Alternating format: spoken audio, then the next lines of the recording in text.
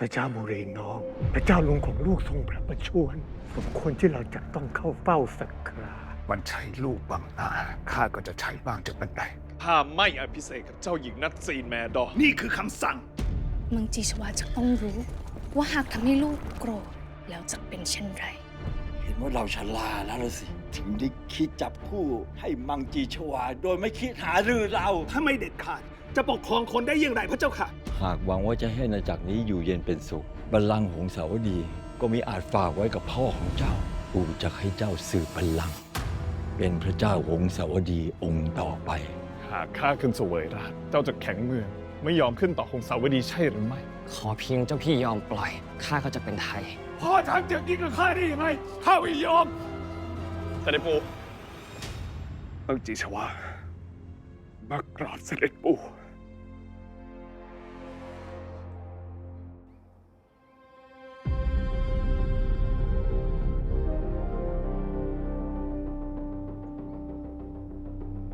หงสาวดีผลัดแผ่นดินใหม่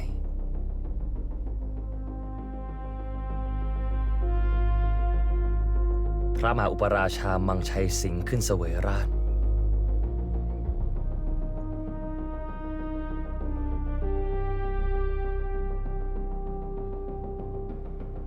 เฉลิมพระนาม หานตาวดี เซ็งพยูงาซีเซ็ง หรือที่เราเรียกกันว่า พระเจ้านันทบุเรง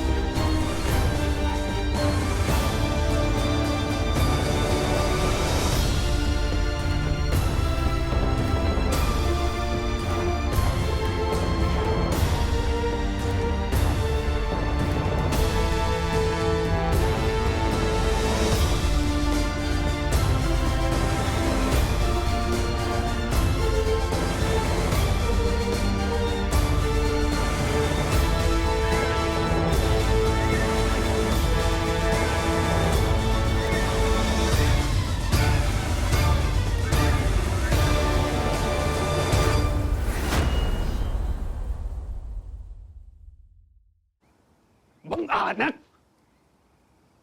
บรรดาเจ้าเมืองประเทศสาราชมีผู้ใดไม่มาอีก พระมหาธรรมราชาทรงพระประชวรจึงให้พระนเรศเป็นตัวแทนพระองค์นำเครื่องบรรณาการมาจากอโยธยาพระเจ้าค่ะ ผู้ใดอีก เจ้าฟ้าเมืองคัง นอกจากมิเสด็จมาแล้ว ยังไม่ได้ส่งผู้แทนพระองค์ และไม่ได้ส่งเครื่องบรรณาการเข้ามาถวายด้วยพระเจ้าค่ะ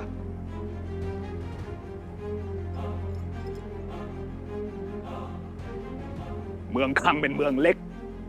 กล้าเหิมเกริมเช่นนี้ใช่รอยจากมีใครชักใยอยู่ข้างหลัง พระเจ้าสโตมังจอพระเจ้าอาของข้าเสด็จมาหรือไม่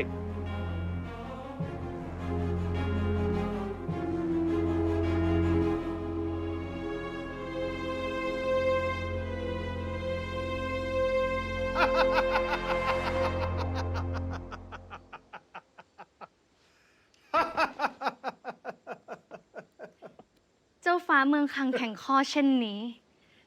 พระเจ้าหงสาวดีพระองค์ใหม่ เพลานี้คงอยู่ไม่เป็นสุขแน่ อีกไม่นาน มันคงจะยกทัพขึ้นมาปราบปรามมิให้เมืองอื่นมาเป็นเยี่ยงอย่าง เมืองคังอยู่ห่างจากหงสาวดียิ่งนัก ซ้ำยังอยู่บนเขา ช้างม้าไพร่พลหงสาวดีนั้นเล่ามาจากที่ลุ่ม ไม่ชินกับที่สูง หวังจะเอาชัยอะ ไม่ใช่ง่าย แต่เดิมเมืองอังวะเราเนี่ยมีหน้าที่สอดส่องควบคุมหัวเมืองทางเหนือ พวกมันแข็งข้อขึ้นครานี้เนี่ย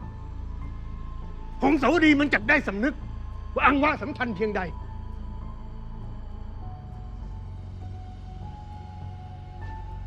ลูกพ่อ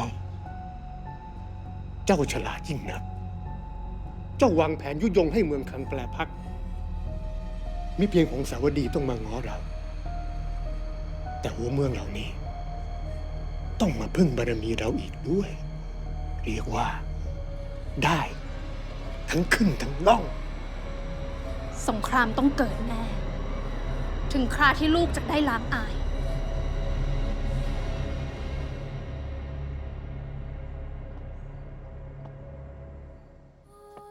หากหงสาวดีต้องการมีชัย มังจีชัว จะต้องคลานมาหาเรา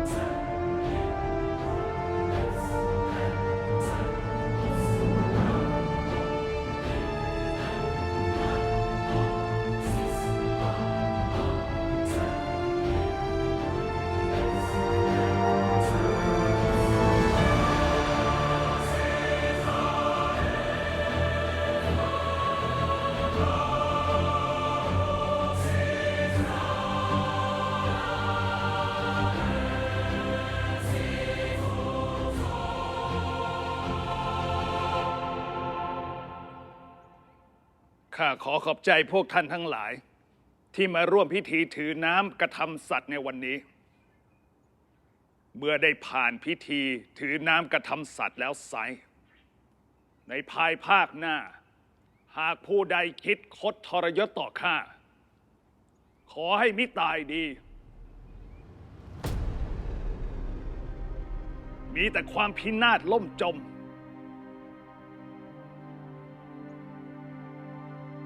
แต่หากซื่อสัตย์จงรักภักดีต่อข้าแล้วไซร้ขอให้มีความสุขความเจริญสืบไปด้วยเถิด ทรงพระเจริญ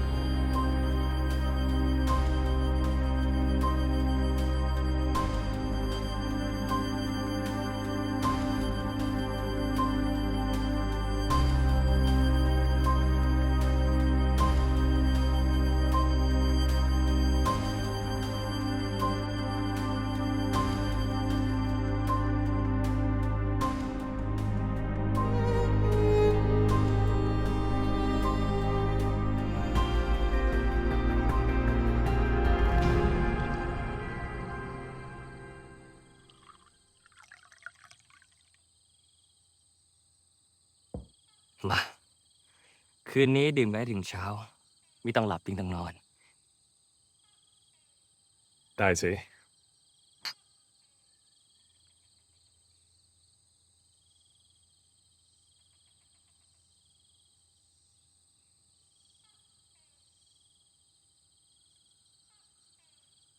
นับจากวันนี้มิรู้ว่าจะได้พบกันอีกเมื่อใด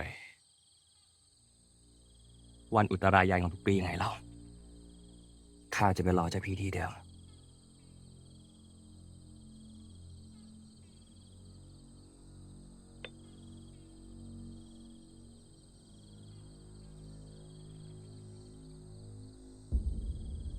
แผ่นดินของสาวดี บัดนี้เป็นของพ่อข้า ข้าเป็นเพียงพระมหาอุปราชา ที่เคยให้สัญญาว่าจะให้อโยธยาพ้นจากการเป็นประเทศราช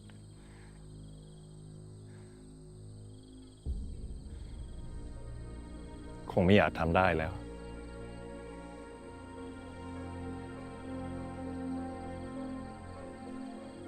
ข้าเข้าใจ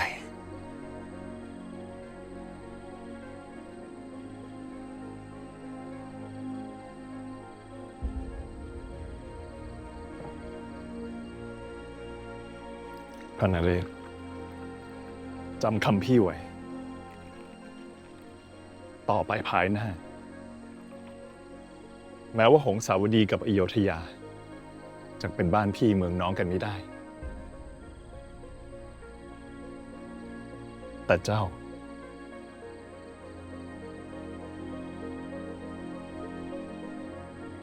เจ้าจักเป็นน้องของพี่เสมอไป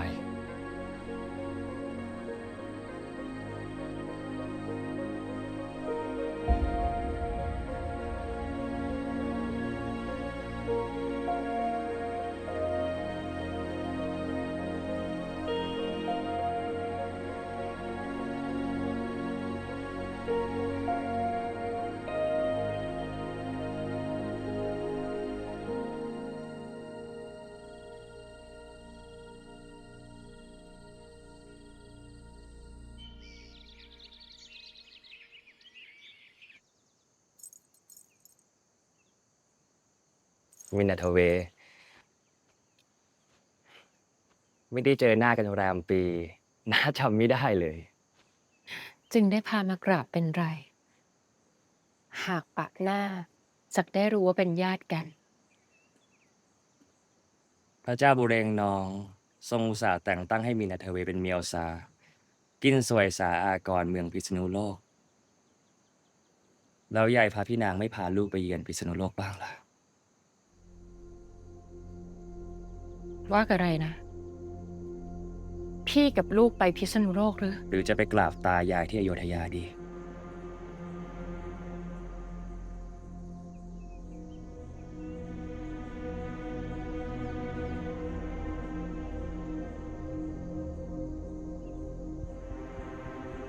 พี่กับลูกเป็นตัวประกัน ทางนี้มีหรือจะปล่อยไป แต่อีกไม่นาน เราคงต้องแตกหักกับหงสาวดี สิ้นบารมีพระเจ้าบุเรงนองแล้ว พระพี่นางอยู่ทางนี้จะมีภัย หากพี่กับลูกหนีไป พระเจ้านันทบุเรงจักทรงใช้ข้อนี้ เป็นมูลเหตุในการยกทัพไปทำศึกกับพิษณุโลกและอโยธยา พระเจ้านันทบุเรงเพิ่งเสวยราชย์ในพระทัยมีแต่ความหวาดระแวงกลัวหัวเมืองน้อยใหญ่จะแข็งข้อ เจ้าจงรักษาตัวให้ดี ต่อแต่นี้ไป ไฟสงครามจะลามไปทั่ว คอยดูเถิด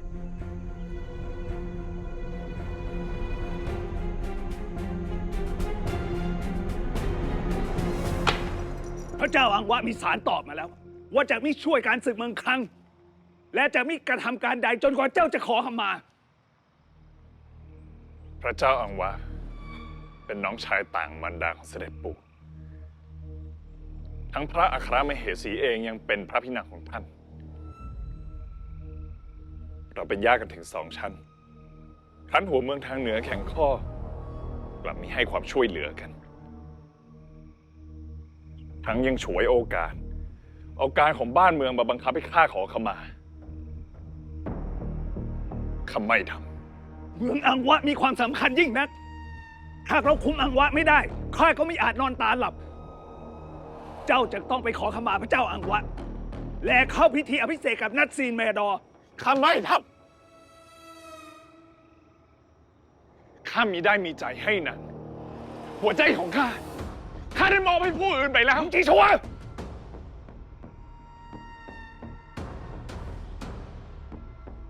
ข้าจะไปปราบกบฏเมืองคลัง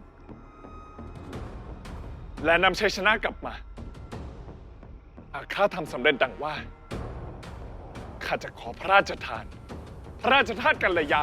ให้เข้าพิธีอภิเษกเป็นพระชายาของข้า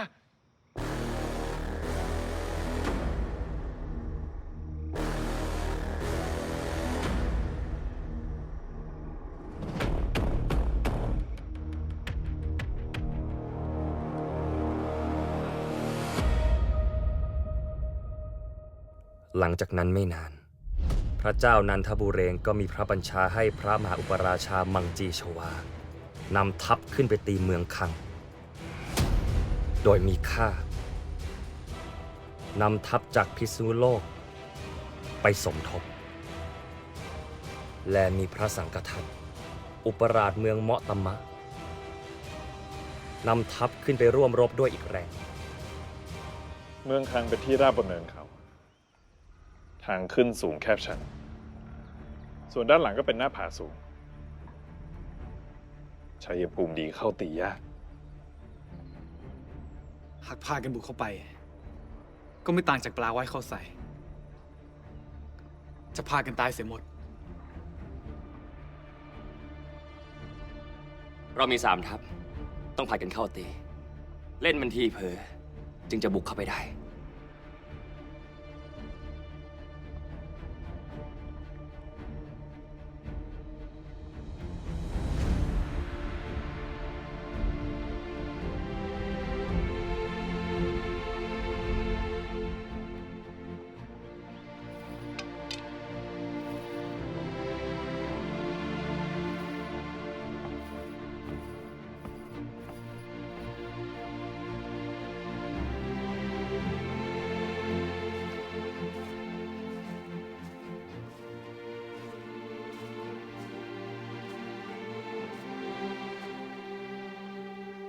มีเรื่องอันใดเจ้าพี่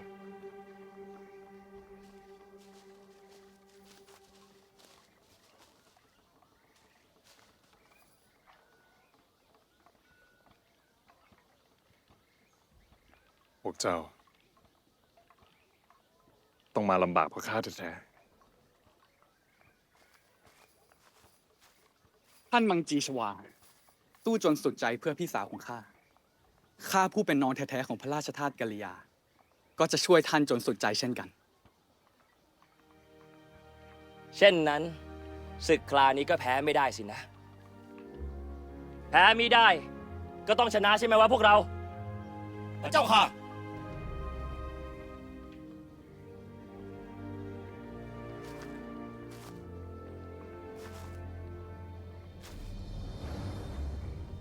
วางใจเถอะเจ้าพี่ศึกเมืองคังคลานี้ เราต้องชนะเท่านั้น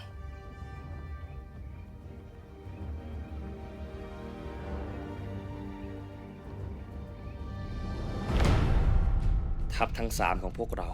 แยกหน้าที่กัน ทัพมังจีชวา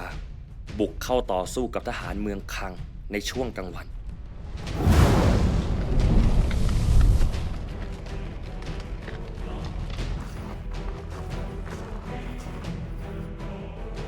งั้น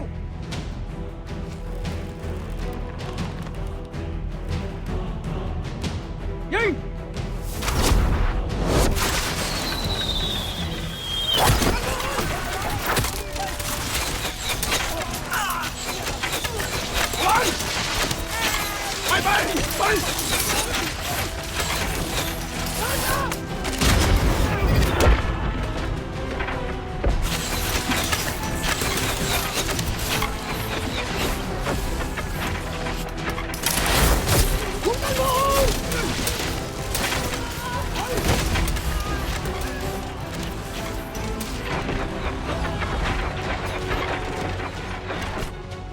ส่วนทัพของข้าหาทางลอบปีนหน้าผาขึ้นไปทางด้านหลัง โดยที่ทัพเมืองคัง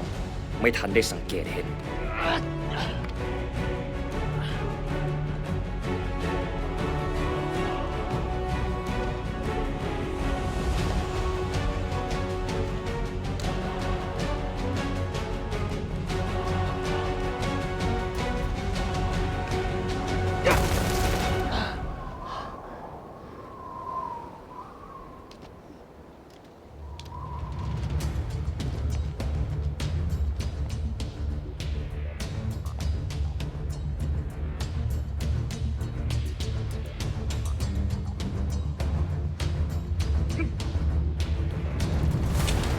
ในเวลากลางคืน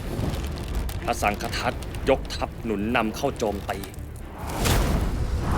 จนทหารเมืองคังไม่มีเวลาได้หยุดพัก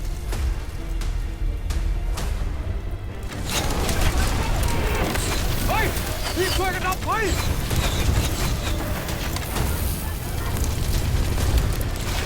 เชิญเสด็จไปก่อนผู้ที่เจ้าค่ะ เดี๋ยวทางนี้พวกเราจะยันไว้เอง